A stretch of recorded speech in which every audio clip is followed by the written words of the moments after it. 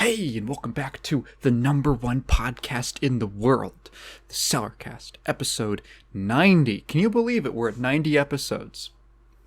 We're going to be coming up on 100 very, very soon, and technically 104, which would be the 2-year anniversary. Can't wait. So I had to double check. I'm so sorry about last week's episode. Jeez Louise. I don't know. I think what it was that when I unplugged my microphone, because I took it to Kat's house for the episode before, it switched my Audacity settings because my computer was like, it's not plugged in. It's not the default microphone anymore. So when I even after I already plugged it back in, when I opened Dark Audacity, it was like, oh yeah, we're just going to default to your webcam mic. So that's why it sounded like that. And I literally did not catch it the entire episode.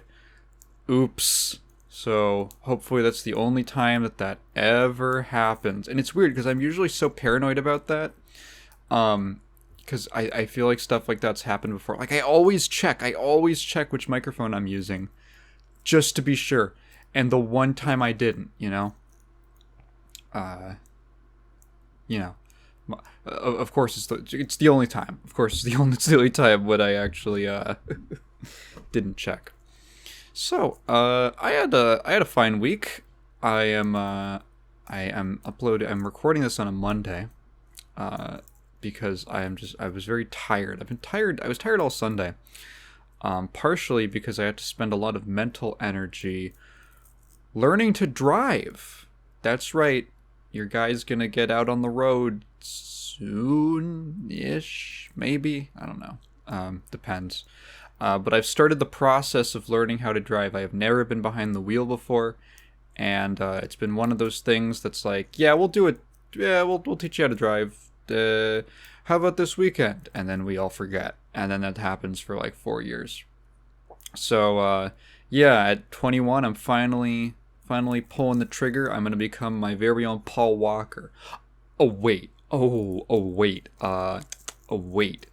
Maybe not like that, guys. Ha ha ha ha.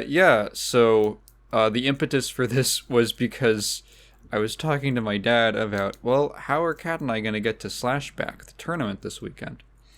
And I came up with an action plan, but man, this would be a lot easier if I could drive, because driving is way faster and probably a little cheaper than, I don't know if it's as cheap if you actually add up all the gas, because it is a ways away. But having to take public transport for everything in America is not fun. I get by on the bus and everything, but having to rely on that, like, hey, for instance, right, it's happening over the weekend. The train just straight up, does not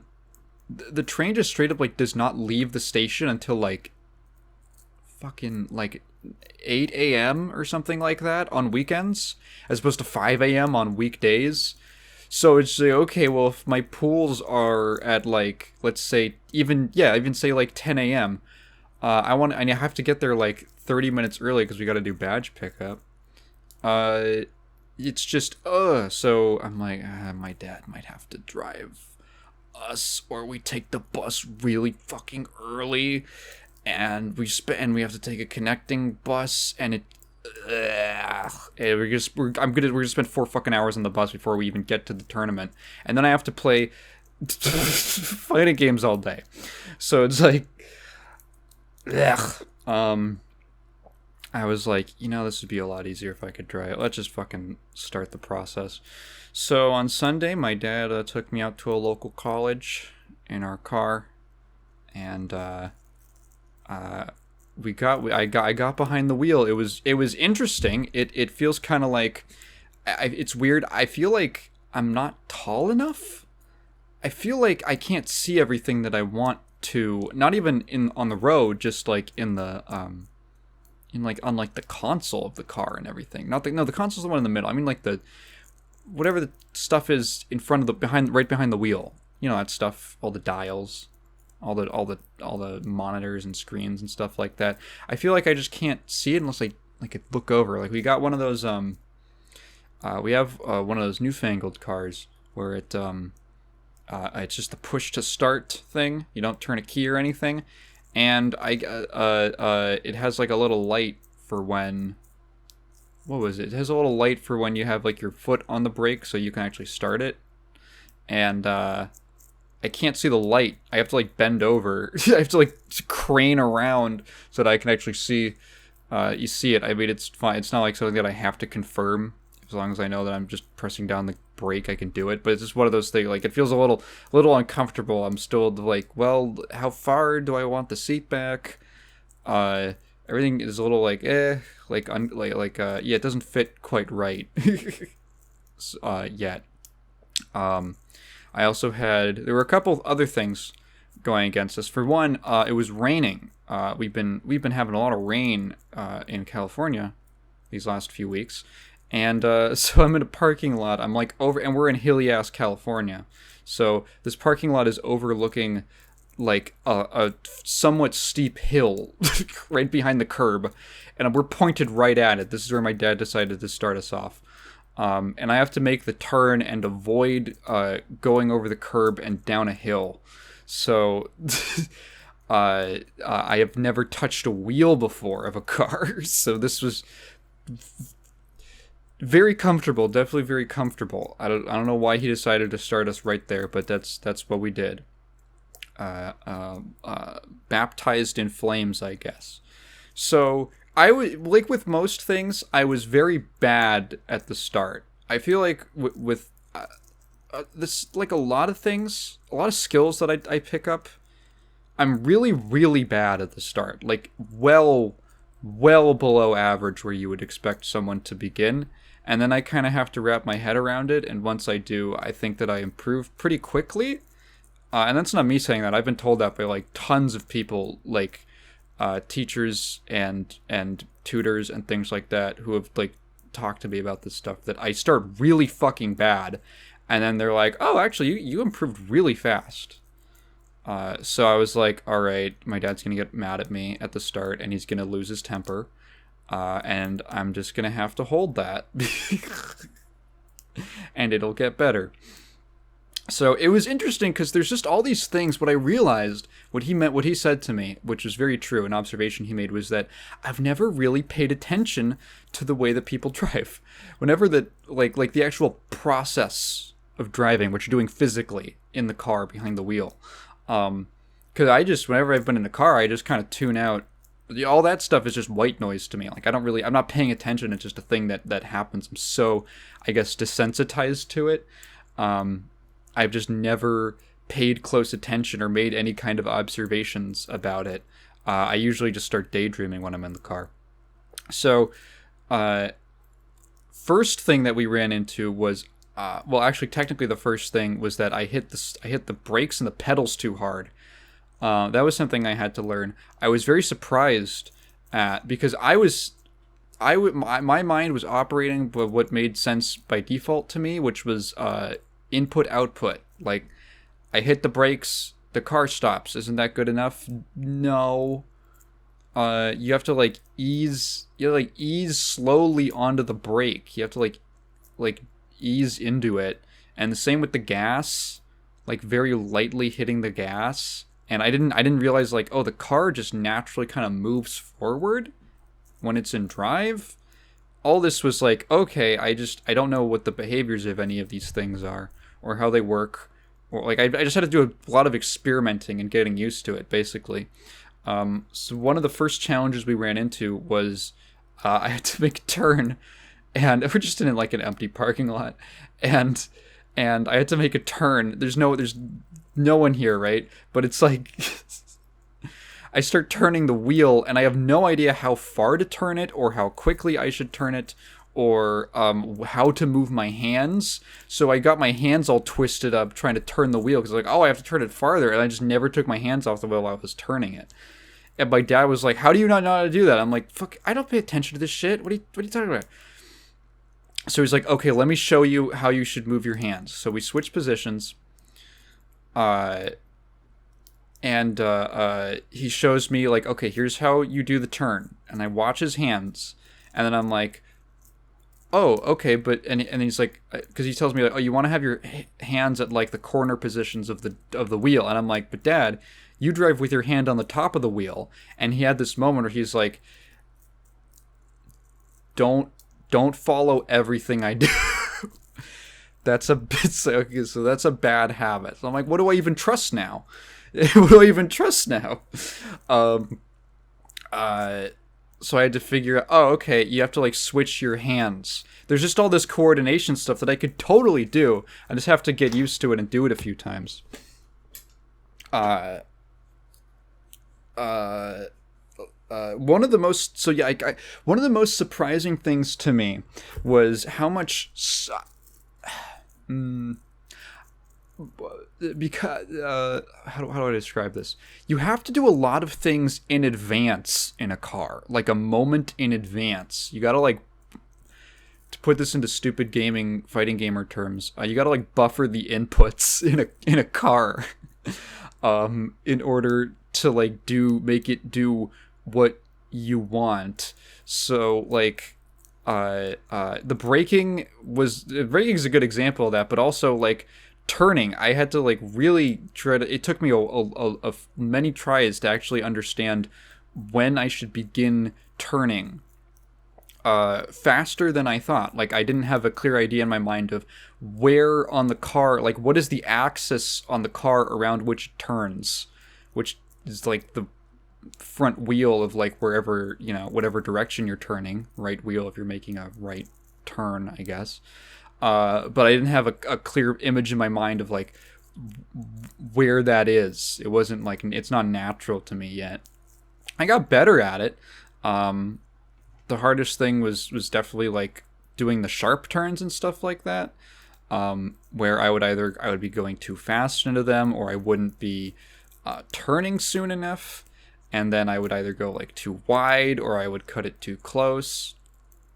I'm assuming that that's difficult in the first place, or more difficult in the first place, so I don't feel like bad about that.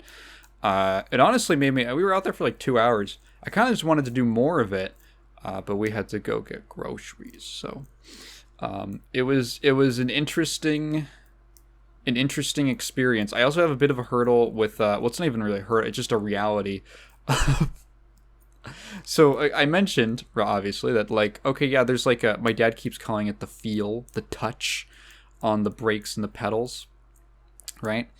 I wear big ass hiking boots all the time, so I don't have like the most tactile sense for where my, like, how hard I'm pushing down necessarily. So I have to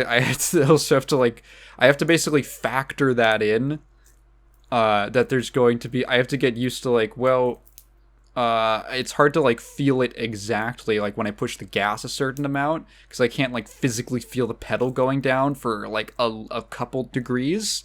So I have to just get used to like, well, if I just push my foot down this far, it's this much gas, and I just have to learn that, as opposed to, I basically don't get feedback for a little bit on the pedal or on any of the pedals. So like just lots of things. I'm very actually interested in continuing to do it, because when I got a feel for it, it felt pretty good.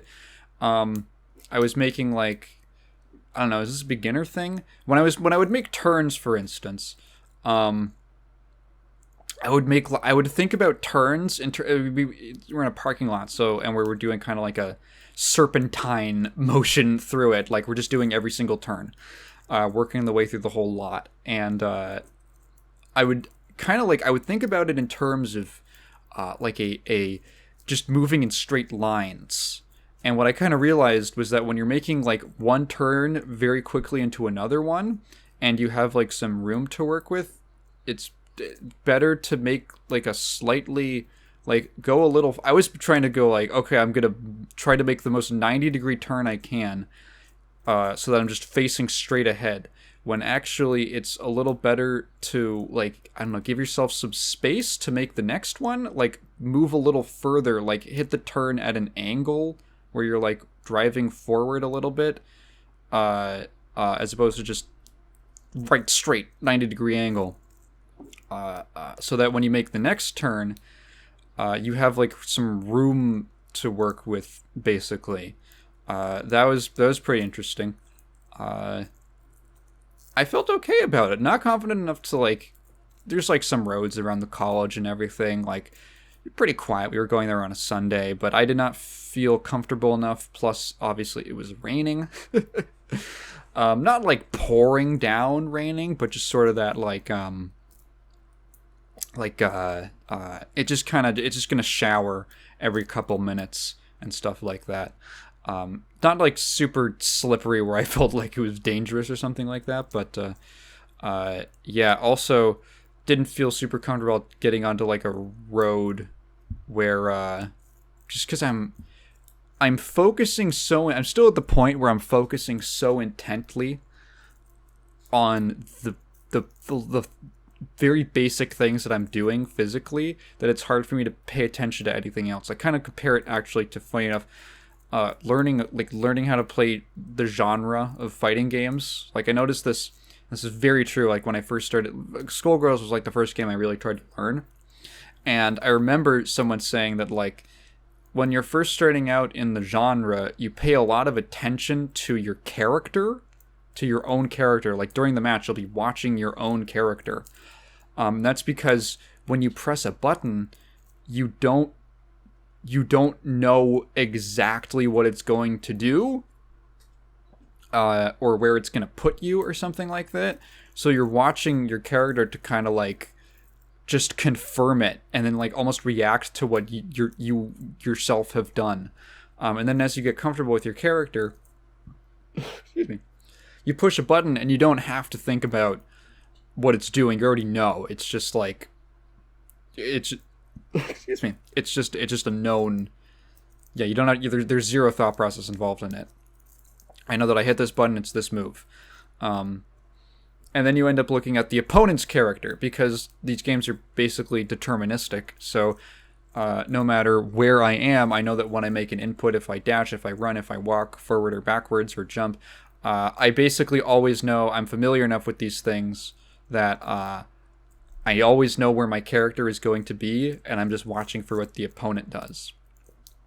Stuff like that. I'm in that phase. I'm in the first phase, where I'm still, like, if I got on the road, I would be focusing so intently on making sure that, like, I wasn't hitting the brakes too hard, I wasn't hitting the gas too hard, because that's something I could feel myself doing, like, consistently. I never really got a feel for, like, how lightly I should hit the gas or something like that. I feel like I just kept hitting the gas a little too hard, like a little too much, for what I wanted to do. My control over the car is not fine enough for me to then get up to the level where I'm now thinking about other people, in addition to, well, in addition to what I'm already thinking of. So, interesting experience. I could probably, I don't know, maybe in like a couple months, I could probably get my license. Depends on like how long it takes for me to really feel comfortable getting on the road, which I would not expect to be that soon. And then I actually have to look up the process of like permit to license, because I'm 21, so I might be able to just fast track to a license. I know that if you're like 16, what a lot of people do is when they're like 16 or 17, before they're like a legal adult, they'll just get their permit. And then you have to, like, there's like a waiting period. You need so many hours driving, and it's actually harder. It's harder to get all your stuff when you're a minor. And from what I remember talking to people, it's comparably much easier, or a lot simpler of a process when you're an adult to get like your license and everything. At least in the U.S., California. So I guess I'll update you guys with the story. The Taigen learns to drive arc. Taigen becomes fast and furious. Arc. Don't expect me to be driving a car through the 3 tallest buildings in Abu Dhabi anytime soon. Actually, I could probably do that. You just go really fast. Like, he's not really doing any driving stuff in that. He's just driving really fast. I can hit the gas hard. Anyway, there was this hilarious story that I saw today. I love it. NBC News, of all people, covered a story. Okay, so let me just break this down for you from the start.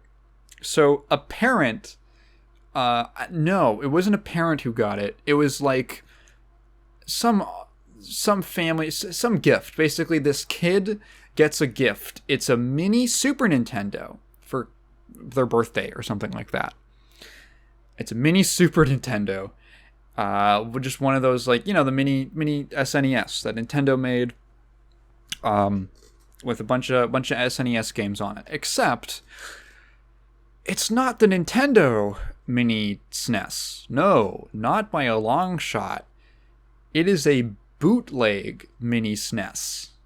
So it's got that epic classic 8,891 games inside sticker or whatever, some absurd number of games that they've stuffed onto like a card inside. And so most of the games on this, now you might be thinking like, the SNES had a lot of games. It didn't have that many games. So most of the games on here, or there's a lot of games on here which are just the original classic games, from the SNES library. God, I would hope that it at least had every game, And then in addition to that, it also had a number of, hey, let's just throw stuff in here so that we can put a higher number on the box. You probably, if you're familiar with bootleg, like, ROM hacks, you probably already have an idea of where this is going. So basically, this mother, just heartbroken and upset, is talking about how, well, there's, like, it says on the list Super Mario Brothers 2, but then you start up the game and it's called Black Guy 2.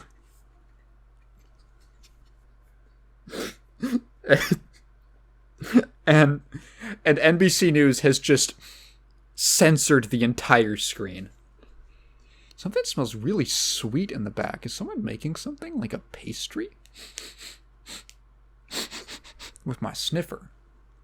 They have censored the entire screen, but you can see the Mario sprite, and it's looking a little darker than usual.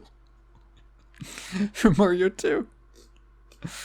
And other examples like the Jungle Book game, except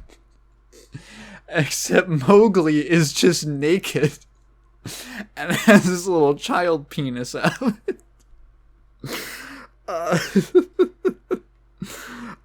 Or I think it was Mick Kids, but the kids in the opening cutscene are naked, and the book they're reading says porn on it. And I think Ronald McDonald has like a penis that they've censored out. Oh my god, it's so funny. And they cut to this interview footage of like another couple who, like, the dad bought it for their son, and the father does not speak the entire interview. It's just the mom talking about how, well, he said it would be a good idea because it's just, it's $50. It has a bunch of games on it. It'll keep him occupied he'll love it. And the dad is just looking at the ground, like, dude, he's just going through it. Oh my god, it's so funny.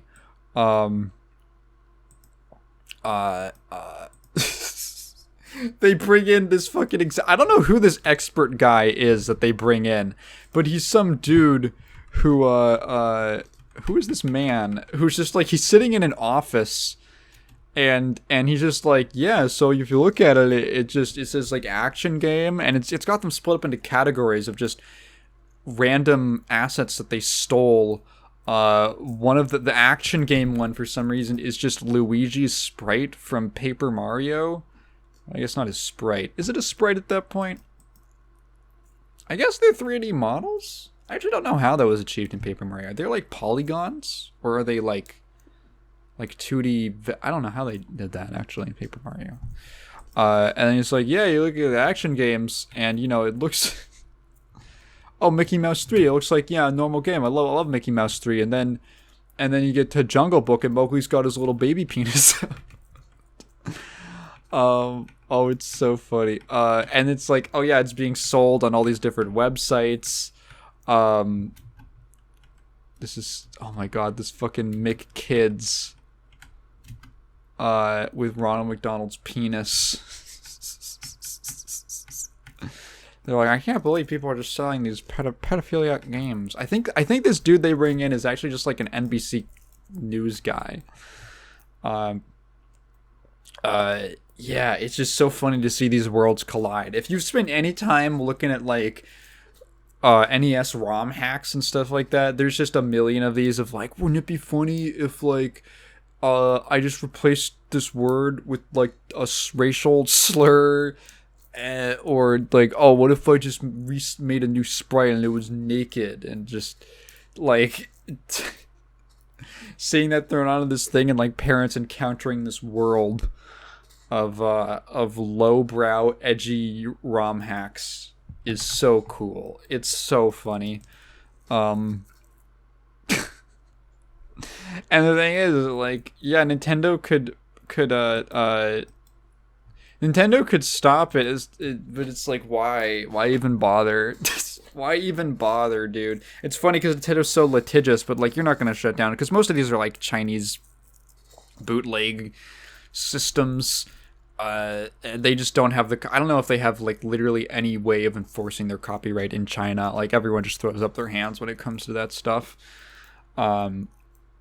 Which is such a gem of a story. such a gem. This might be a short episode. I only got a couple more things to talk about. So obviously, if you've paid attention to me, which why wouldn't you be? ArcRevo happened a couple days ago. ArcRevo is Arc System Works' own kind of like in-house tournament. In-house isn't really the right word, but it's their own sponsored tournament for their games. So this year it was DNF Duel and Guilty Gear Strive, kind of like you would expect. Good tournament. I watched the Strive top 8. It was pretty good. Always disappointed that there's like very little Testament representation in like high level tournaments, but like, hey, what are you gonna do? What are you gonna do? So yeah, the tournament was fun, yada yada. Congrats to TY didn't win. Who won? Oh my god, why can't I remember who won? It was TY in finals and someone else. Oh my god, why can't I remember? Why can I not remember? ArcRevo 2023. Mochi. Oh my god, it was Mochi. That's right. God, it was Mochi. How could I forget? The Soul Player. And then afterwards, so okay, I guess I'll just mention the ArcRevo announcements. So the DNF guys get up. And they're like, guys, remember how we launched our game and then said absolutely nothing for like 6 months? And then we dropped a trailer for one character? Guess what? That character's going to be out in 3 more months. And also, there's going to be another character out sometime like 3 months after that. And I'm like, oh my god. Oh my god. Was this... I hate to doom about DNF, you know? I really do. I don't hate it. It doesn't seem like, looking at the gameplay, I was very interested at like when they were first showing off the game. I thought it looked cool, and then the more gameplay I saw of it, I was like, maybe it's fun for like a lark, but I don't know if I would really enjoy it. I just, I don't know. It actually seemed it looked kind of boring in terms of gameplay, which you wouldn't expect from a game with such like a bombastic visual style, but actually like in terms of gameplay, it looked very simplistic.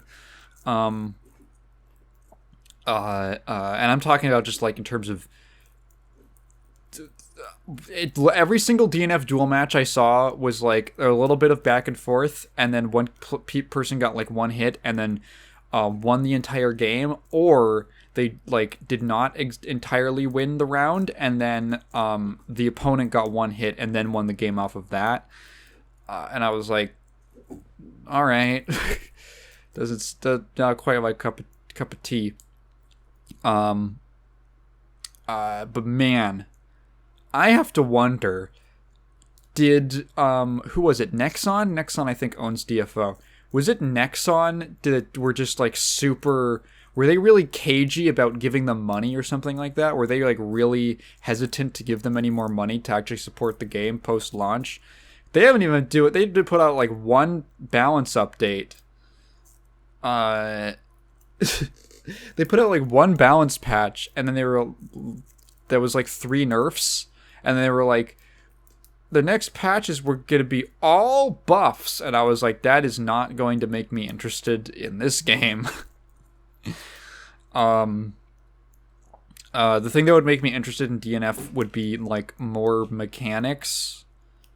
I just want more interesting mechanics. It seems like the defensive mechanics in that game are so lackluster. I don't know. That's just from like an observational standpoint. If you play DNF Duel and you disagree with me or think I'm totally out of base, let me know. But from the looks of things, it just seems like it favors just really overwhelming constant offense into guard break into kill you.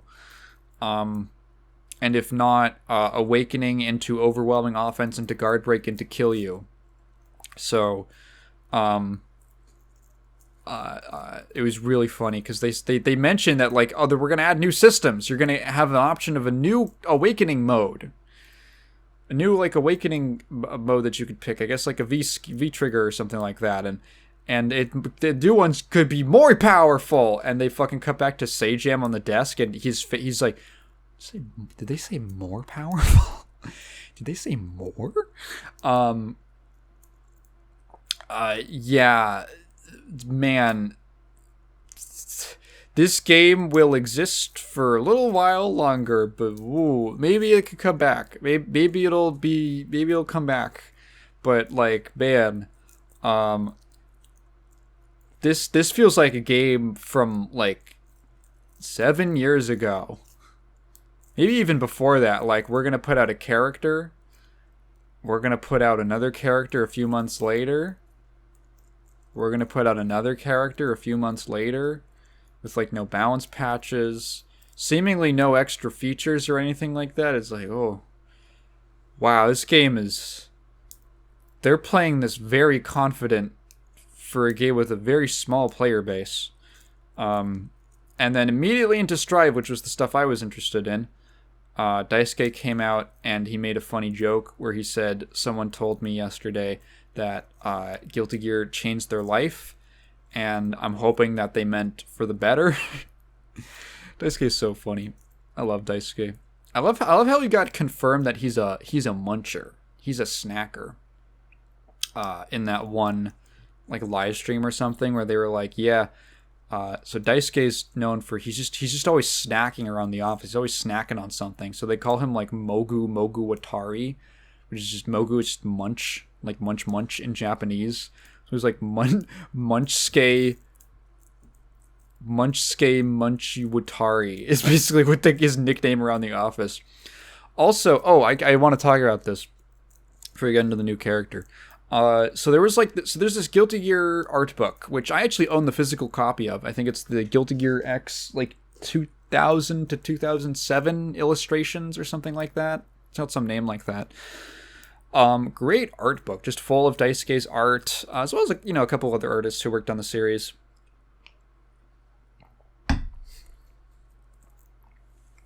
And almost every single piece has comments from Daisuke. Of the ones that he did. And I've looked through this book. I love it. But it was never sold outside of Japan, and it was never localized into any language other than Japanese. But that changed a couple months ago because some fans went through the effort of translating the entire book. It's not, a particularly long book, but it's got like some kind of lengthy interview stuff that's pretty neat towards the end, and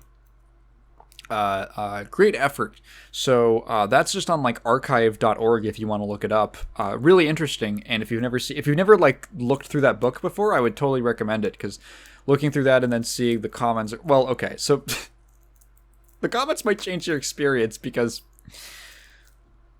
so like this is a really funny thing about creative people. Most of the book is you turn the page and you see this piece, right? And it's like the coolest thing you've ever seen. It's just the most badass artwork you've ever seen.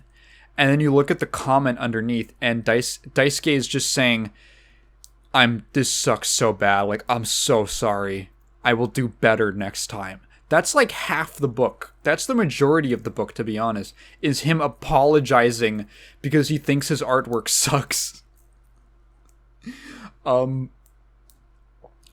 literally one, like, this super fucking sick drawing of Order Soul. This, like, epic perspective. I think I might have even used it in my video on Daisuke's art. And it's this awesome, like, super extreme perspective thing where he's, like, got the, I guess it's the Junkyard Dog Mark 1, just the big slab of concrete. Like, towards the camera, it's super close, and it just, oh, it's so cool looking. And then you look at the comment, and it's literally, Daisuke literally just says, everything about this is half-assed. I'm so ashamed. I'm sorry about this. And it's like, dude, what? It's so funny.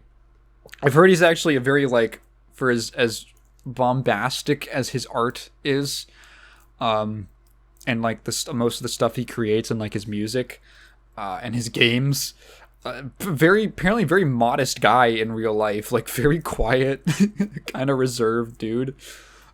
He seems really cool. He seems like a fun guy to talk to. Anyway, so they played the new trailer, and it was basically it was sort of what I expected. They already teased a while ago that it was probably gonna be Delilah. That's what I think everyone was expecting. She was a new character in the story mode of the season 1 story mode, and obviously new character design. She looks like she would be. It's like the Gold Lewis thing.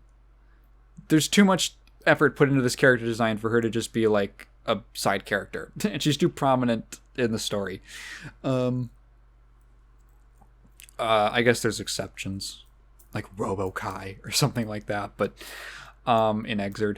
But so it sort of subverted my expectations. I had a theory where I was like, oh, what if they bring Bedman's playstyle back, but as Delilah, and it'll be like Delilah, because Bedman's whole gimmick in Exerd was that he would use a special move, and then he could do another version. Basically, he would use the special move, and then he had a deja vu version of the special. So it would always leave behind like a seal in the air, like a little icon, and then he could move wherever else on the screen, but then he could basically do the reverse of the same input. So like instead of a quarter circle forward, he'd do a quarter circle back.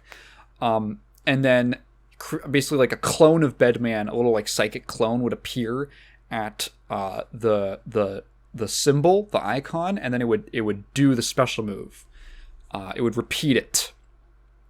So that was like he would set up like really tricky mix-ups and like pressure scenarios and stuff like that.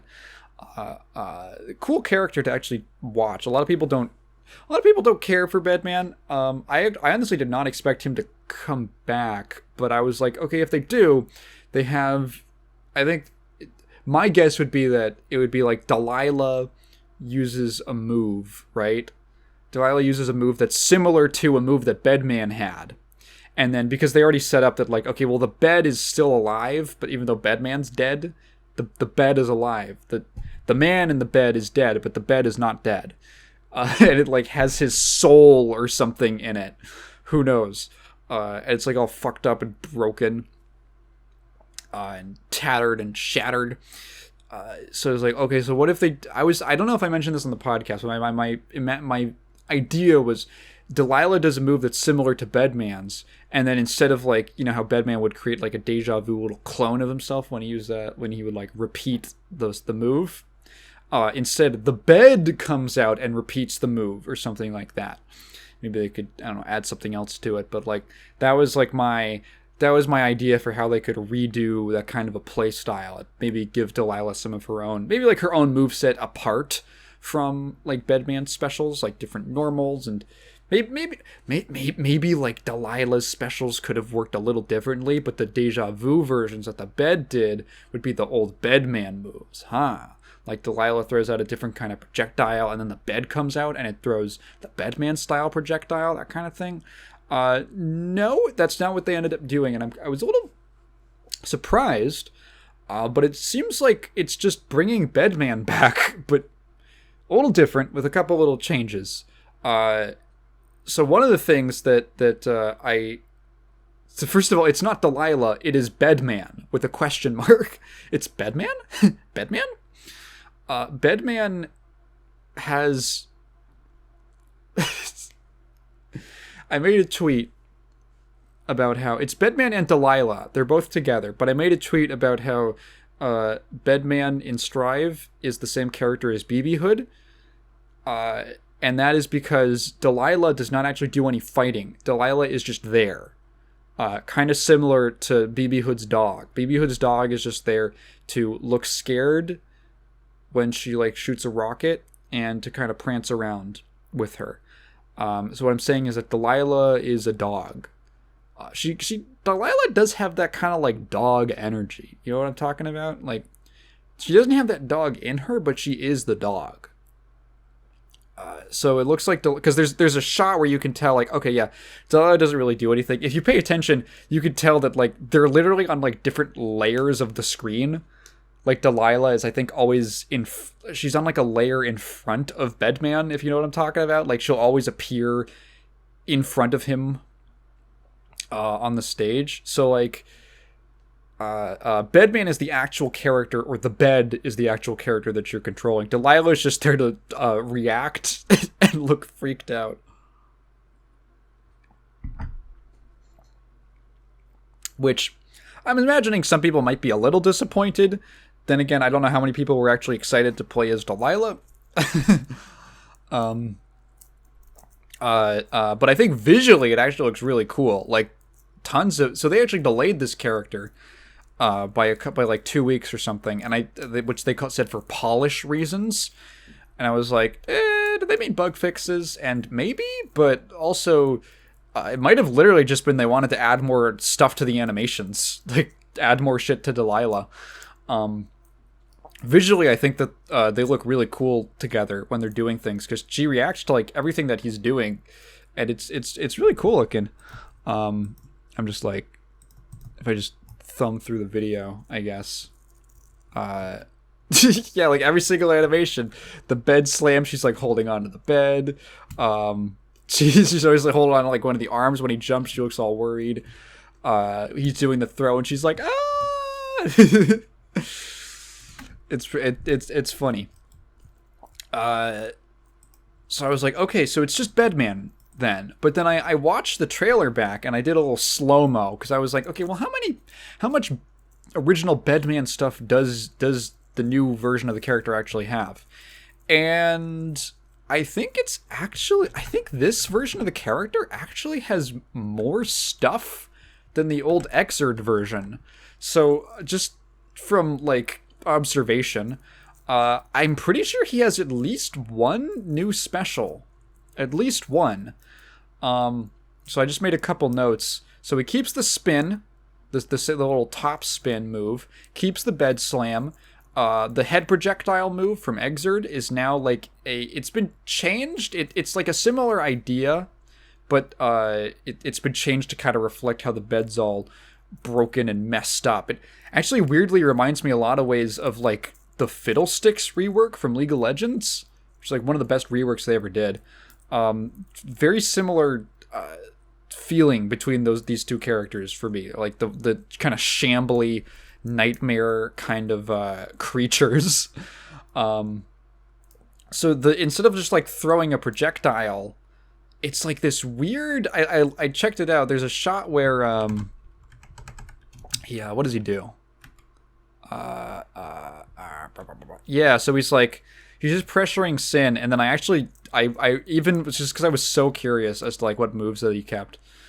Does like a 2p 5p. I timed out the frames, and I'm like, okay, 2p comes out in 5 frames. This move comes out in 5 frames. This comes out in 6 frames. This has got to be like 2p 5p. Into this move where he basically like it's like the new version of the head toss, except he like swings the head. He swings the head, and it's like an up close, almost like melee hit, and then the head pops off and explodes. And this move recovers super fast. Like he has time to backdash, so it's like Sin. Sin has enough time to recover and to do like, what is that move Sin has, like 5H, something like that. And Bedman has enough time between the first hit. So like he does the first hit, the little like swing. Sin can recover. Bedman tosses the bomb, lobs the bomb, and then has enough time to backdash out of Sin's move. Sin gets like hit by it and gets launched up. So like it seems like it's actually just really fast recovery. So I don't think it's meant to be used as like a regular projectile, because one, it has it's like a 2 hits with like a close range hit, and it recovers really fast, which most projectiles don't usually do. Like usually if you just use a projectile in your opponent's face, tends to be not very safe. So I think it's actually meant to be used as like up close, a pressure thing. But he still has... Excuse me, why am I burping all of a sudden? It's because I'm talking. But he also has like a new projectile. This is there's at least 2 new special moves. I misremembered. There's at least 2 new special moves. One of them is this kind of like spike thing that he shoots out. There's a version in the air, and then a version on the ground, and then there's shot. It's kind of near the end of the trailer, where is it? Where he does the ground version, and then I think this might be some kind of like a deja vu mechanic, similar to that, because so he shoots one in the air, he lands, shoots one on the ground, and then this Kai jumps, and Bedman shoots another projectile, but there's like this little red kind of like wow effect around the head of the bed. And the projectile that shoots out, that's like an anti-air version, is not physical. They're like physical spikes, but the anti-air version is like an energy one. It looks like lightning or something. And it happens really fast too. It's like land into almost immediately follows up with the air version, or the anti-air version. So it's like maybe there's like a thing where he can repeat a special or something like that, or maybe there's actually is some kind of deja vu mechanic. I could tell just from previous trailers, sometimes they just don't include mechanics, or mechanics are a little more complicated than they can really show in like a 30-second trailer, basically. Or 30 seconds of footage just kind of cut together. And the other new special move is this one that happens right at the end, where it's like one of the last shots. So it's actually, there's two specific details. I think this is the one. So he goes up, he does like close slash, 2S, 5H into super. Oh, okay, that's not the one I was looking at. Yeah, so there's a shot where it's like around 50 seconds. So he still has the classic jump H, and Bedman is retaining that goofy, wacky ass 8-way air dash thing that lets him like do funny, funky Eno resets. So he does like that like jump H, this big multi-hitting move, air dashes down to the ground, and does like a JP, I'm assuming. 2K, which I figured was like, it has to be this move where he just like juts the... Remember, the man in the bed is dead, so the bed just has to make up for the things that the man is not there for. So, the new 2K I figured out was just this move where it shoots this, it just kind of juts the spikes out from the bottom wheels, or the front wheels, I guess is what they would be called, because there's a shot where it does 2K 2D, and it has to be 2K. So it does that 2K into an overhead command normal. It has to be a command normal because of the Gatling system. So I'm assuming something like probably a 6H. Dude, Delilah's face in this is so funny. Oh my god. Oh my god. This like just giant, just fucking palm slam. Which launches Happy Chaos up into the air. Like it causes a big ass ground bounce. Into the second new special, which is where he kind of whips one of his arms, and it just generates an explosion at the end. I slowed it down because I was like, where does this explosion come from? I thought it might have been the bomb lob thing. But no, it's actually... if you slow it like down, just go frame by frame, around the point where the arm reaches Happy Chaos, there's this kind of like, wow, like distortion effect, and then just like a second, like literally 1, 2, 3, 4, 5, 6, 7, boom, big ass explosion. I think there's a new 2H as well. There's this shot where it's this really cool, I'm talking about like the Fiddlesticks comparison from Liga de Leyendos. I think that's how you say that in Spanish. It's the shot where he's fighting Zato, and it's this like just chugga just grinding down on the ground, just this like war machine, chugga. And it actually, I think it's a new 2H, because then he does the spin after that, and the 2H actually launches, so it's a 2H with like a natural launcher, which is kind of neat. A lot of people were I think this character actually looks kind of cool as like I'm assuming a simpler character. Bedman was always kind of like, you could tell in Exert he was designed to be like a simpler character, or like an easier character to pick up, because his inputs were really simple, just like quarter circles and stuff. His generally his, I feel like for a new player, his playstyle was not that difficult to wrap your head around. Like, oh, okay, you do a move, you repeat the move, and then you do another move while the move is repeating, and you keep your opponent blocking and stuff like that. And then you get a hit, and then you do like spin or whatever. Like, pretty approachable character. And it looks generally like, I'm assuming that they keep the same kinds of inputs for him in this game. I could see him also being fairly approachable. I'm curious as to whether or not they actually incorporate any of the deja vu stuff with repeating specials and things like that, or if it's just confined to one special or something. Because there's just one shot where he actually excuse me, where he actually seems to use any kind of unique mechanic with like that anti-air kind of lightning projectile. I'm trying to think of the other trailers for characters and if they had like mechanics that were just not shown off yet. It was like, I remember, I vaguely recall, I think Sins wasn't super clear like how his follow-ups worked just from his trailer. I remember like, I think Gold Lewis, it wasn't really clear, like, okay, well, he has these coffin moves, how does it work? Oh, okay. I don't think there's any, like, mechanics, specifically. I remember being able to tell from the Happy Chaos trailer that he had, like, at least some kind of resource mechanic.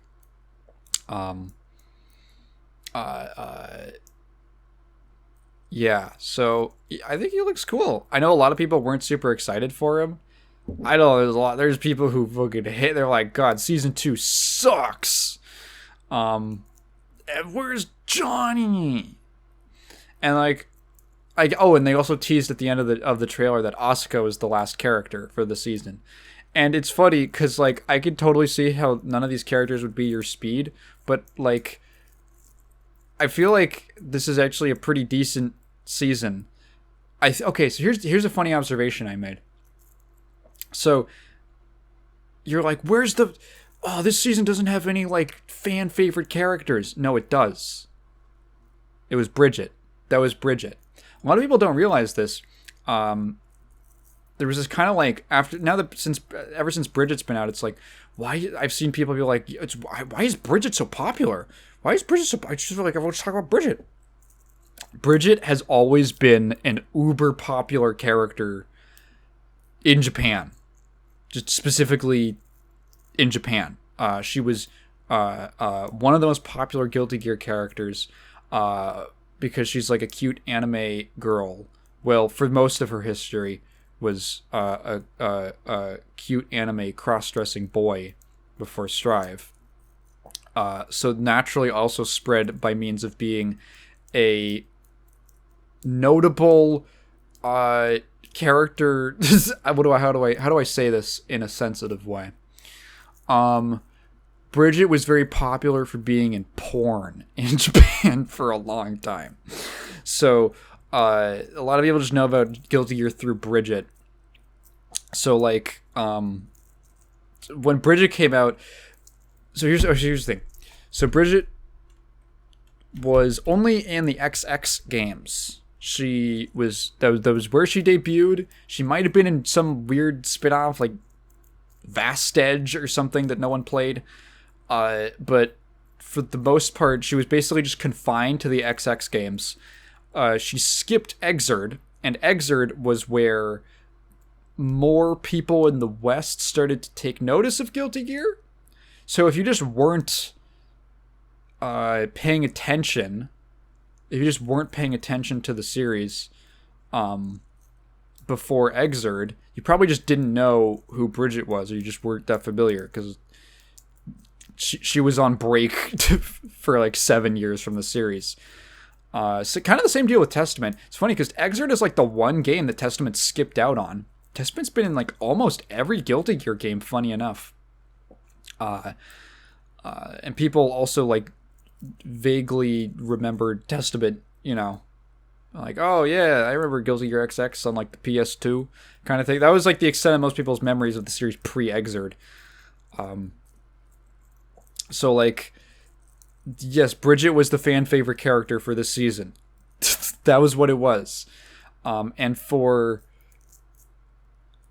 many people in the Western audience or outside of Japan that just didn't like register with them. It was like Baby Bridget was probably seen by a lot of people as like,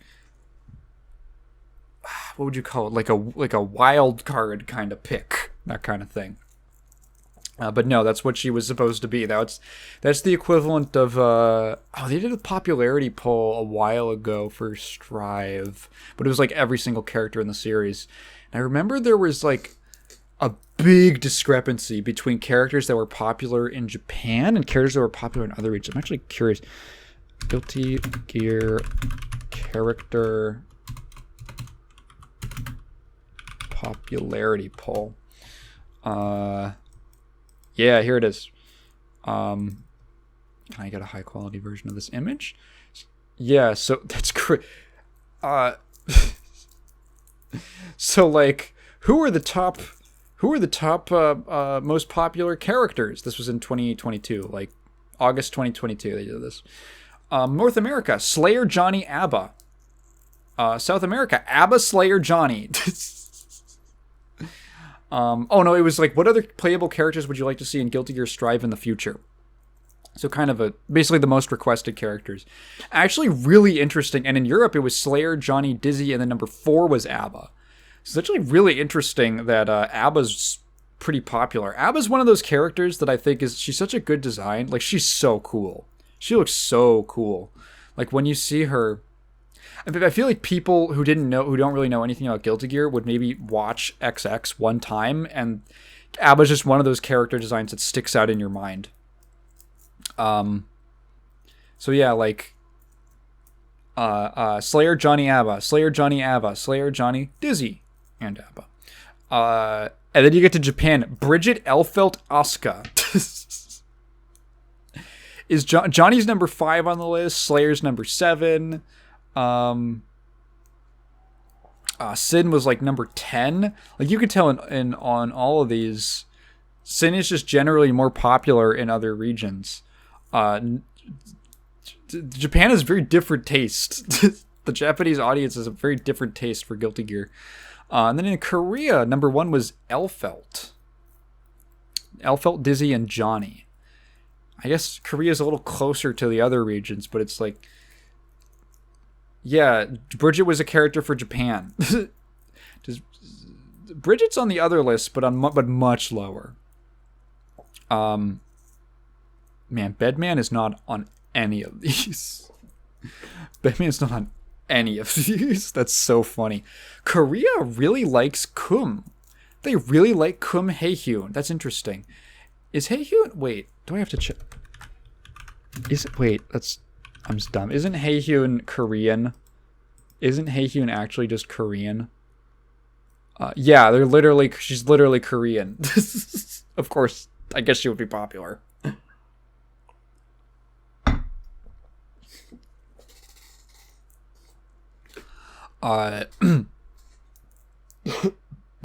Excuse me. I fully expect that. So, like, I don't think that they're going to handle this game like they did Exerd, where it's like, well, you're going to get, in like 3 years, you're going to get a new revision, and it's going to have, like, 3 or 4 more characters or something. And then we're going to do, like, one more version after that, and you're gonna get a couple more characters. I don't think they're gonna do that. I fully expect that this is gonna be much closer. Strive is gonna be handled much closer to like the Fighters model, the Dragon Ball Fighters model, where this is probably gonna be their main game for like 7 years, and I expect it to have like at least 4 or 5 seasons of DLC. There is like, and if there's like 4 characters each, there's like more than enough time to get like everyone in, plus a bunch of new, plus like at least a couple new characters. I'm not concerned at all. Like me with my little Slayer hat, I am not concerned at all about him getting into the game. He's too popular. He's a lot of like newer players like him because he's just big damage. He's a very, like, when I look at this, he's on every single, he's on the chart on like every single pull or every single region for this, in like pretty high places everywhere except Japan for some reason. Japan's hating. Isn't it so funny? Japan's top 3. Actually, this is actually really funny. If you look at North America, South America, Europe, it's like cool vampire guy, cool pirate sword guy, edgy emo hot topic girl, and then like Dizzy's in there to like, oh, cute pretty anime girl, and then Japan, it's like cute girl, pretty boy. cute girl, pretty boy. Korea's kind of similar. They have Elfelt, Dizzy, Johnny, so it's they're like the middle. They're like the middle between the West and Japan. In that regard, I'm not concerned at all. I'm just waiting. You know, I'm just waiting for my man to get in. Yeah, do I have anything? I want to say that, like, I actually think that I've been very satisfied with the DLC that's been coming out for the game. Like, I think the characters are genuinely pretty interesting, and not really unapproachable. I think they've done a pretty good job of making it, like, a decent mix of difficult characters, or, like, kind of high skill floor characters, and simpler characters that are a little more straightforward. I don't know. I think that, like, I feel like creatively they've done a pretty good job with the DLC so far. I've been satisfied. Still don't own the season pass too. I'll probably get it when it's all done and out and all that. But until then, I will just be content to sit and wait, see what happens. I would buy the pass if Slayer was in it, but yeah. Bedman looks cool. Bedman? Sorry, Bedman? Bedman? One more thing I wanted to talk about. I've been playing a lot recently. I've been playing a lot of a game that I talked about quite a while ago on the podcast, the Horus Heresy Legions. So this is the Warhammer Horus Heresy card game that's been out for a couple years at this point. Excuse me, actually. It's Hearthstone, but Warhammer. That is 100%, like, that is all you need to know. And I think at the time I mentioned, like, you know, for being Hearthstone but Warhammer, it's pretty good at that. And the more that I've been playing of it, yeah, this is a very fun game. I had a bit of so around the time that I started playing it a little more a couple weeks ago, they had this big update to the game. A new expansion it was basically like they were going to rework, a lot of reworking going on.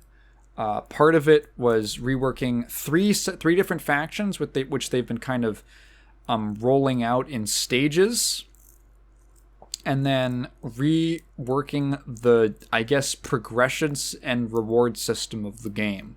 One of those was they added a battle pass, and I was like, yeah, okay. They got a lot of feedback, is all I'll say. I did not like the update. This was like literally 3 days into me getting back into the game. I did not like the update at first. And when people broke down the math of the rewards, I was like, this doesn't seem great. They got a lot of feedback, and then surprisingly made a lot of changes to the game that improved things. It's just gonna have a battle pass now. I don't think they're gonna go back on that. So if you don't like that, that's just how it is. You take it or leave it, I guess. But a lot of things around that they did a good job of. So one of the big controversial things was that you always got a free crate every single day. You got a free crate of just some random cards, and usually some like gold and stuff like that. And people really liked that. They took that out with the new expansion. People were upset about that. They put it back in, and it works exactly like how it used to.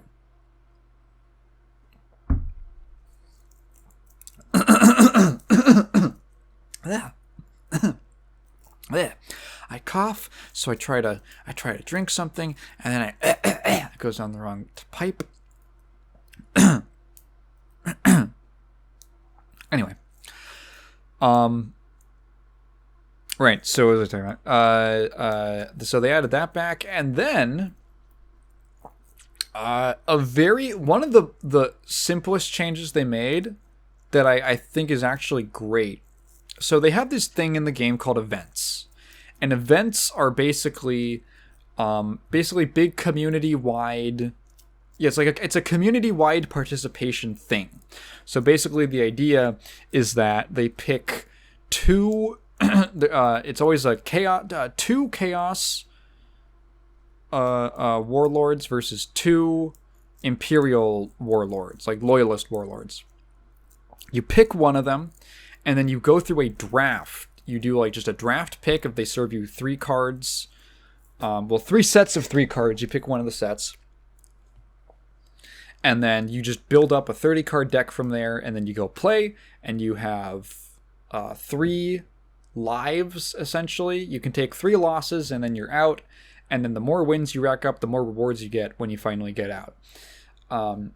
Events were cool, but I never did them a lot because they cost something called tickets. And tickets you didn't get very often. You could also pay for them because, of course, you can.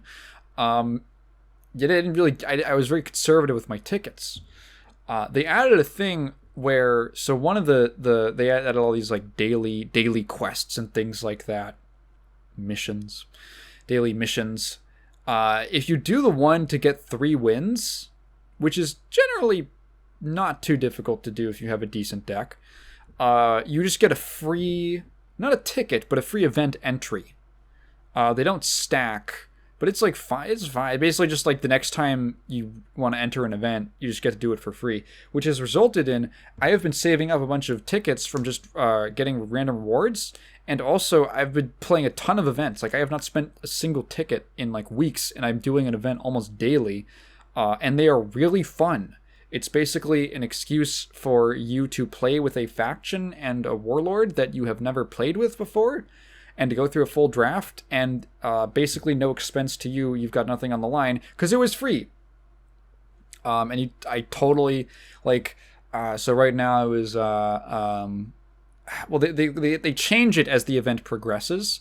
So it was like Blood Angels, and the Imperial side was like Blood Angels and Imperial Fists, and then the Chaos side was all Emperor's Children. It was 2 Emperor's Children card. The 3 factions they're reworking has been Horus, Sons of Horus, Emperor's Children, and I believe, according to, if the splash art is anything to go off of, the next one's going to be Death Guard. So all Emperor's Children, you get to play with some of the new Emperor's Children cards as well as the existing ones.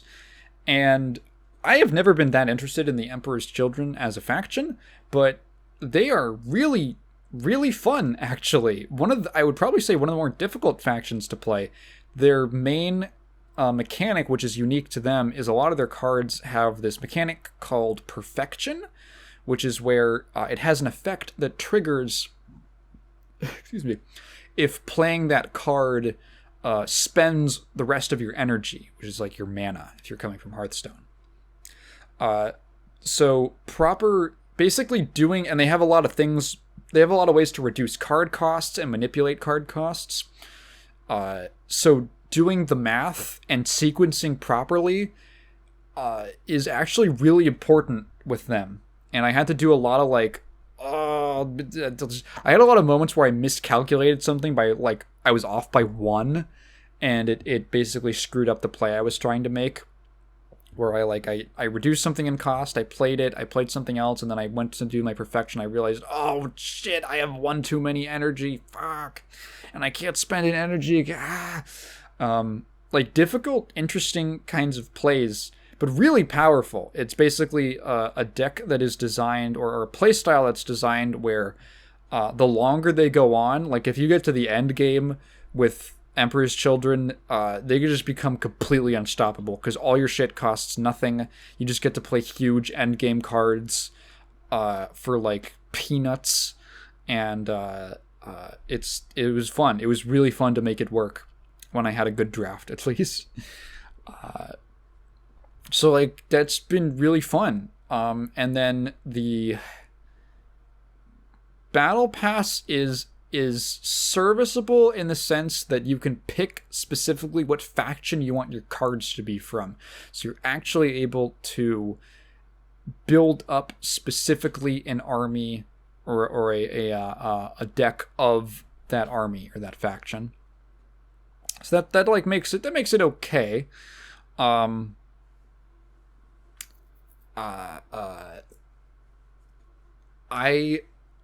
So here's it's only been 1 season, so I don't know how I was kind of thinking because the threshold for basically getting to the next tier of the Battle Pass gets slightly higher the more you go, the further down it you go. So I was like, I guess it would be easier at the start to build up and a lot of cards, really focus one army that you want to build up, and then as you go on, I don't know, you can just pick whatever because you're not going to be hitting it quite as often. I managed to build up a pretty decent Iron Hands deck. The factions that I wanted to build decks out of was I wanted Iron Hands, I wanted Custodes, and I wanted Night Lords. And I do have decks of those in descending orders of viability. My Iron Hands deck has actually been pretty good so far. My Custodes deck has been very hit or miss because I'm lacking some important cards. And the Night Lords deck is basically non-functional. Also due to just lack of having certain cards. I think like when I'm pitching it to people, one of the things that makes Legions a genuinely really interesting game, and maybe there's other games that do something similar, but this is my first experience with an idea like this. I think I mentioned it when I first talked about it. I think I mentioned it when I first talked about the sort of, not quite a spin-off, but Warp Forged, which is like a general 40k one that they're doing. This is just the Horus Heresy era. Is the Warlords system. So if you imagine Hearthstone, you have your hero, right? And your hero is just it's like in, Magic the Gathering. It's just a thing that has health. And the heroes in Hearthstone, they all have like hero powers and stuff like that. But that's like generally how they're restricted to interacting. Instead of having a hero in Legions, you have a warlord, and the warlord is a unit on the field. If your warlord dies, you lose. They have health and they have attack. Your warlord can attack. You can use your face to attack an opponent. And every single warlord has a different ability, and they can be different costs, and they can do wildly different things. Warlords can have totally different amounts of health. Some have 30, some have 40 different health, yeah. What am I saying? That was like a weird sentence. And I didn't really appreciate it until I had 2 different warlords in my Iron Hands deck. Warlords can completely make or break the deck. So I was using the only Iron Hands one I had called, his name is Shadrach Medusan. And I was having some decent success I played it like a little bit, and then I saw like in the shop, they have another Iron Hands warlord, Cardosia. And I'd heard Cardosia was really good, so I was like, let me buy Cardosia with my gems, and gems are the premium currency. I have a ridiculous amount of gems because I have so many dupes now. Whenever you get dupes, they just turn into gems. So I buy Cardosia. I started using Cardosia, and I'm not doing well. And it's weird because I thought, like on paper, he would be really good, because his ability is it's only 1 energy, and you can give +1/+1 to one of your troops, which are just like one of your summoned, I guess, creatures, minions, monsters, whatever your card game equivalent is. In this game, they're called troops. Give +1/+1 to a troop, and if you don't have any troops on the field, it just creates a random Iron Hands vehicle in your hand, and Iron Hands have a lot of strong vehicles. So I was like, damn, that's like really good, because if you're playing like below curve, you can like beef up a troop to like good stats. You can all that. You can like, you can get a lot of value out of that. You can make your troops a lot stronger. But I was losing a lot, and it didn't seem like it was making much of a difference. I go back to Shadrach on a whim, and Shadrach's ability, which I thought was maybe a little weak at first, was it's also 1 energy, and it gives an ability called Sneak Attack to one of your troops. Sneak Attack means that, because this is like Hearthstone combat rules, so two creatures fight, whatever you want to call them. I'm going to probably go through a bunch of different words. If you're familiar with card games, you'll know. 2 creatures fight. They exchange damage. They can trade. They can kill each other, and then if one takes damage and doesn't die, the damage retains. It's not like Magic where it refills after the turn is over. So same kinds of rules as Hearthstone. Sneak Attack means that a troop does not take combat damage when it attacks, just when it attacks. So I like vastly underestimated this. As soon as I switched to Shadrach, my win rate shot up crazy high. Like I would pretty consistently now. Even I'm in like the low level of ranked, but like way more effective. Because I basically discovered that, hey, actually, not having to worry about combat damage is really convenient. It actually makes my life way easier. Because, like, let's say I have a 3/3 on the board, and I want to clear the opponent's 2/3. I can't really, maybe I don't have a great hand and I can't play anything that turn. So I just have to spend 1 energy. I could, let's say I was using Cardosia. I could just beef up, I could just, give it +1/+1, and then now it's going to be at 2 health with like 4 attack, right? Because the damage it took. And then the enemy warlord can probably just attack into it and clear it out at the start of their turn, and then they get to play something, and I'm behind on board now. With Shadrach, I can just give it sneak attack. It can kill the 2/3, and then it's just safe. It's taken no damage, and because it has 3 attack instead of 2, most warlords have 2 attack. He can't clear it unless he basically has to spend resources to clear it. And 3 attack is also in the early game a decent amount of attack to clear like low level troops. So like just a very simple scenario that happens pretty often. Just not having to deal with combat damage is so useful. And Iron Hands are kind of designed in this way where a lot of their cards, their playstyle revolves a lot around a mechanic called Relentless, which is just a Relentless effect is one that triggers at the start of your turn. So if you can get your Iron Hands on the board and keep them around for like 1 turn, you can generate so much value. And if you can keep them on the board longer because of them not having to deal with combat damage, you could just build these like insanely strong boards without even having to use like your win condition cards. There's decent like, big old giant stat like late game vehicle cards that they have. You don't even have to play those. So I end up in a lot of situations where I'm like, okay, I want to play around this specific like destruction card that the other player has. There might have. So I have this big board. Let me play like my least powerful win condition card because I might be holding multiple. Let me play that one first and like see if I can bait it out. And then if he does, I'm like, okay, great. He spent that. Here's my bigger one, or something like that on the next turn. They have cards that it's like, oh, there's a great card. I forget the name of it. Veteran something. Basically, what it does when it hits the board, it'll generate a random Iron Hands vehicle in your hand, and then it has a Relentless effect to do the same thing. So if you can keep it on the board for like 1 turn, you can get like really strong cards. And if it has like, it's like a 4/6, and a 6 health is kind of difficult to get over.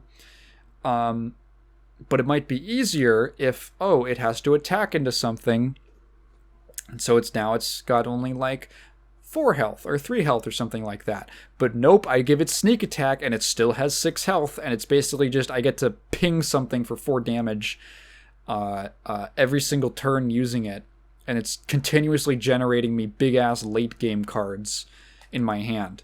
And there's other cards that'll like a Relentless effect at the start of your turn.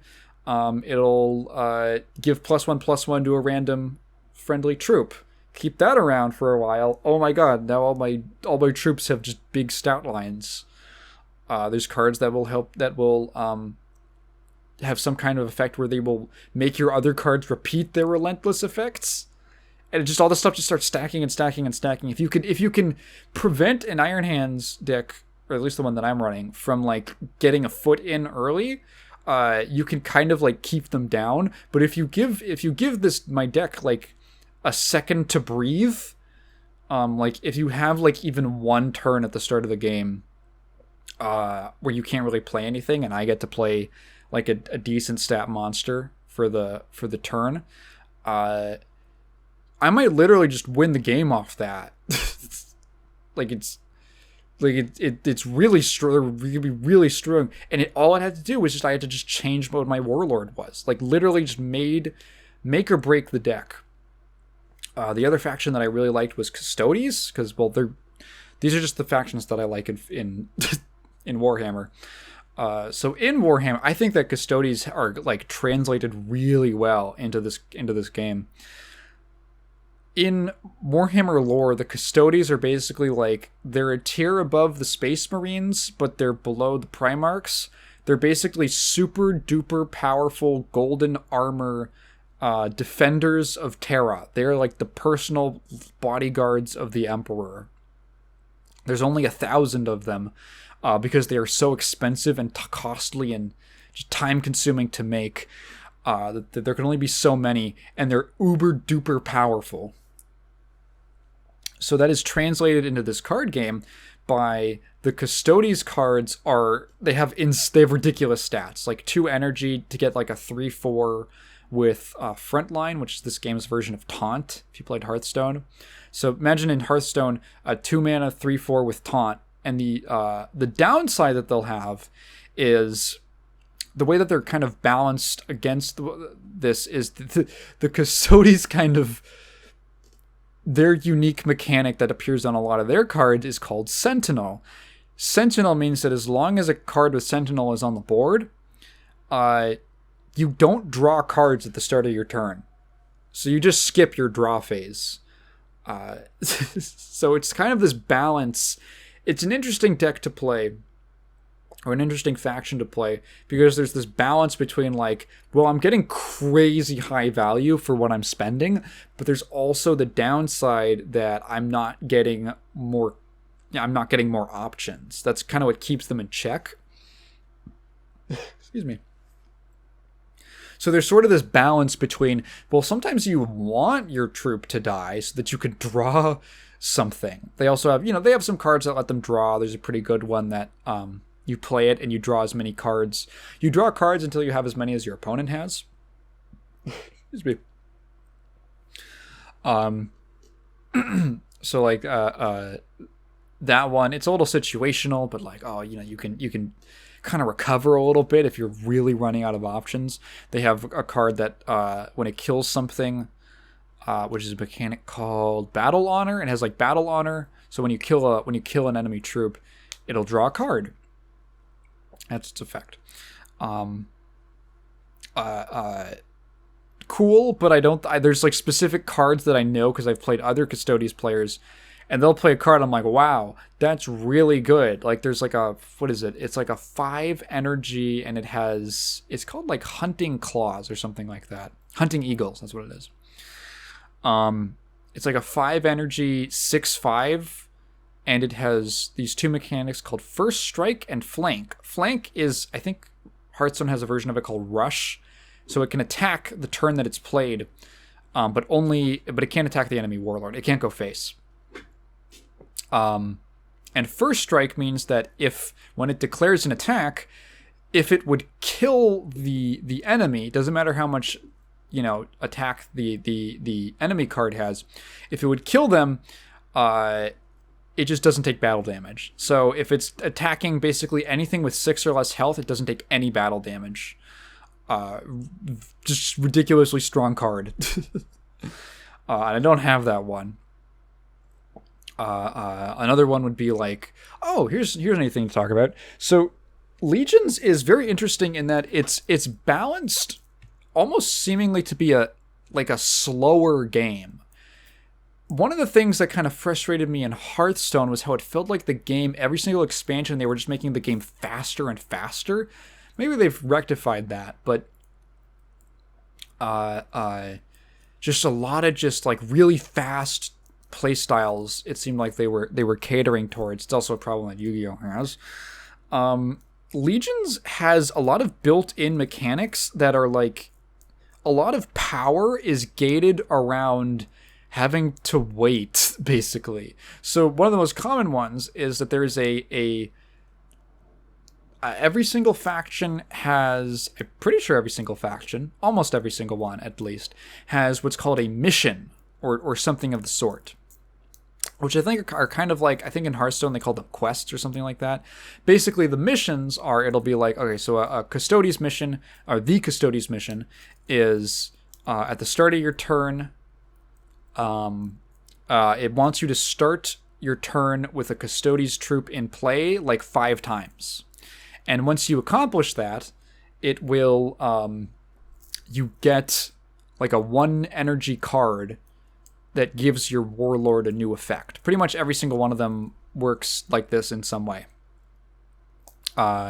all the like chaos, like the demon Primarchs, for instance, or the chaos Primarchs, they all have like whispers of chaos, is what theirs are called. And those will be like, instead of being like a mission, well, I think they have missions, but the faction has a mission, but the Primarch, the like Chaos Primarchs have these additional kind of whisper things that let them transform into their like demon forms. And the way that they're designed is that they'll cost like more energy than you can have.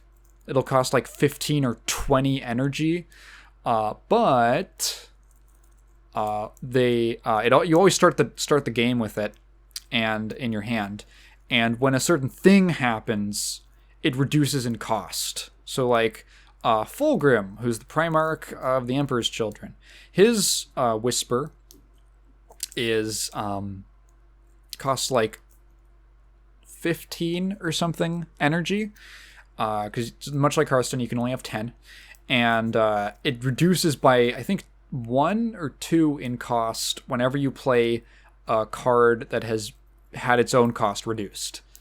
So you do that a couple times, and then you can basically play it and ascend Fulgrim into his demon form, the demon prince form, which will give him like a new ability, usually more health, more attack. It's basically just like a win condition, essentially. I think all the Primarchs also have one, but theirs are called like Reckonings or something. There's a lot of these like kind of systems where it wants you to do it's a big win condition, but it only activates, or you're only even able to play it or make use of it after like late into the game. So Custodes, for instance, remember how I said like what a difficult thing Sentinel is to deal with, that you just can't draw cards.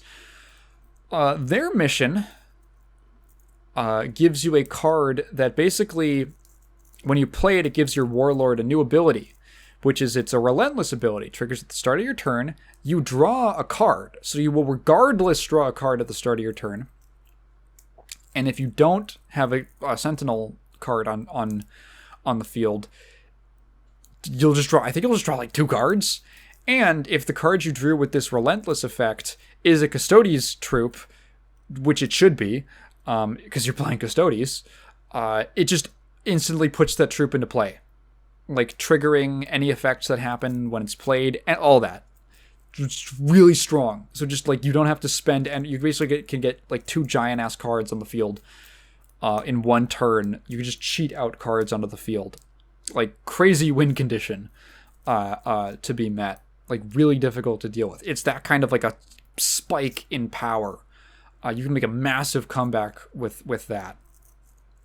So the game is also, another way that it's designed is to be a little slower or a little less aggressive, is that there's many more cards. So Hearthstone has 2 mechanics: charge, which is that it can attack the turn it's played, and rush, which is that it can attack the turn it's played, but only like other minions, right? Legions has the same 2 mechanics. Their equivalent of charge is called fast, so it can just attack anything. There are significantly more cards with flank than fast. So most cards that can attack the turn they're played are for attacking into your opponent's creatures. So less of like a just going for face damage, and more like almost removal. Like a removal card that could maybe stay on board for a turn if it doesn't die. That kind of thing. There's significantly more cards with flank than fast. A lot more cards that are just designed, things that are designed around staying on the board for multiple turns. And if you can protect it for multiple turns, you get a lot of value out of it. Like much more like value-based game than just like raw damage, burn, stuff like that. I think one of the strongest decks right now is like the reworked Sons of Horus are like very crazy. There was an event with them when they first launched, and I played a lot of the new Horus, and he is very good. Mainly focused around like get a bunch of troops on the board and then just pump them all up with marks of chaos. So this is like another fun like kind of flavor thing that they translated into gameplay. So there's like 4 chaos gods in Warhammer, right? And they each they're gods of different things. And you can give a troop a mark of chaos, which is a buff based off of one of the different gods. And they all do different things. So like Nurgle, the god of pestilence, gives it like 3 health instantly, and poisonous, which is like it attacks after a poisonous troop attacks another troop, that troop dies at the end of the next turn, basically. Regardless. I guess you could maybe silence it or something, but that's how it works. Slaanesh, it gets like +1 attack and terror. And terror is a mechanic that's actually used a lot in the Night Lords, which is also, it's like the perfect mechanic for them. Terror is where if a troop has more attack than the card it's attacking, it just doesn't take combat damage. It's another way to like circumvent combat damage, which is great because it's a Night Lords, because Night Lords are terrorists and they love to bully people who are weaker than them because they're assholes. They're not even chaos corrupted. They're just assholes. I love the Night Lords. And it'll be stuff like that. Oh, and if you have the mark of Slaanesh is just that and terror. Tzeentch is the one that gives you, I think, +1/+1, and you can ignore enemies with taunt, that kind of a thing. And then once a troop has all 4 marks of chaos, they become a greater demon. So they literally transform into a new card. There's a number of greater demons in the game, and they'll just turn into one of them. And these are generally very scary, high impact cards. So like Sons of Horus have a lot of new. They're kind of, the rework is kind of focusing them in on buffing, or at least being able to build them so that they buff up their troops with lots of marks of chaos. Because you just have a board full of huge dudes, and they're just impossible for your opponent to break through, and just too much stuff going on. Just overwhelm them with like your chaos buffs. I think Horus's new ability is that he literally just gives one of your Sons of Horus troops a mark of like +1/+1 and a mark of chaos, and all the marks of chaos also give some stat boosts. So you're getting like a bunch. You're just giving them you're just pumping them full of stats. It's ridiculous. The game is really fun. It's genuinely really fun. It has lots of really good translations from like the lore into the card game. Like generally the factions in game are pretty representative of some aspect of the original, like the legions in the respective lore, the factions in the respective lore. And I think, I don't know, it's 40k but Hearthstone. I think if you enjoy something like Hearthstone, it could be really interesting for you. I think it could be enjoyable. It's also, I don't know, this is one of those things that I have I'm like, okay, do I like how much of my enjoyment of this is because I like the source material, and how much of this could potentially be enjoyed by someone who has no idea about any of the source material? And my response is, I don't know. I think the gameplay is solid enough that if you're interested in like a Hearthstone styled card game that has a lot of cool ideas, you can check it out. If you like 40k, I would genuinely, well, okay, that's another caveat. If you like 40k and you like Space Marines, because remember, this isn't actually 40k. This is Warhammer, the Horus Heresy. So this is all pretty much just Space Marine stuff going on. This is when the Space Marines had their big moment. So, if you have some favorite Space Marine legions or Imperium legions, it's not just Space Marines. There's also like Imperial Guard, there's Mechanicus, there's why am I blanking? There's like Demon, you can just play a straight up Demon deck. Sisters of Silence, that's a cool one. I was going to say no Sisters of Battle, but then I remembered Sisters of Battle didn't exist in the Horus Heresy because the Ecclesiarchy didn't exist. Yeah. It's a very fun game. I would actually recommend it if you enjoyed Hearthstone. Yeah. It's kind of all I have to say. Pretty sure it's all I have to say. Yeah. Yeah, I'm enjoying it. Yeah, I guess I'll just do the outro now. Well, thank you so much for listening to me ramble. If you've been listening this far, if you have a question, please leave it down in the comments below, and I will definitely get to it next time. But please leave it in the form of a question, so I'm not just going to read your thoughts out loud. Main channel. I made a second channel. With there's 2 videos on it now. One of them is on, speaking of card games, how to my own system for rewriting Yu-Gi-Oh card text. And then I have another one that I put out like a day or 2 ago on how to use a semicolon, because it's my favorite punctuation. It's like a 4.5-minute video. I had fun making it. Thanks so much. Bye.